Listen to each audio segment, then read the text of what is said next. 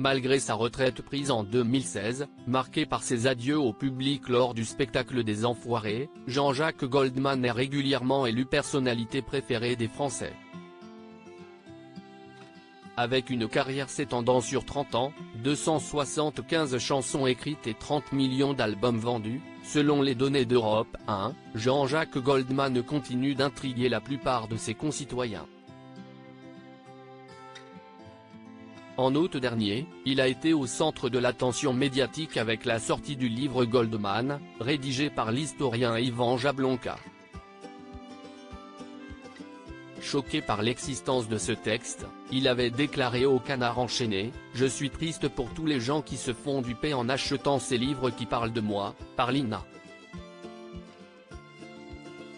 En effet, régulièrement sollicité par des écrivains ou des journalistes pour participer à divers projets littéraires, l'auteur-compositeur-interprète décline toutes les propositions une à une. La journaliste Sophie Delassin a confié à nos confrères de l'INA, « Je lui ai écrit récemment, pour un livre, j'avais proposé à plein d'artistes un exercice libre sur le thème Vous avez rendez-vous dans 1 heure avec Brassens ». Bien que l'artiste ait, comme à son habitude, refusé cette offre, sa réponse était ponctuée d'un trait d'humour. Ou de franchise ? Il m'avait répondu avec sa franchise habituelle, « J'aimerais beaucoup. Mais j'ai la flemme », se souvient la journaliste. Les Enfoirés, l'appel du pied de Jennifer pour le retour de Jean-Jacques Goldman. Jean-Jacques Goldman, sélectif sur le choix de ses interviews sous les feux de la rampe depuis 1981, avec la sortie de son premier album Il suffira d'un signe, Jean-Jacques Goldman a toujours privilégié la discrétion, tout en conservant son franc-parler.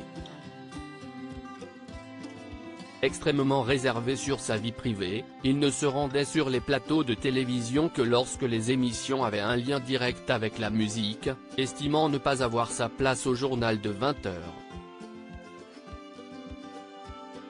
En ce qui concerne les interviews, l'INA révèle que s'il n'était pas opposé à cette pratique, il tenait à choisir lui-même avec qui il allait discuter.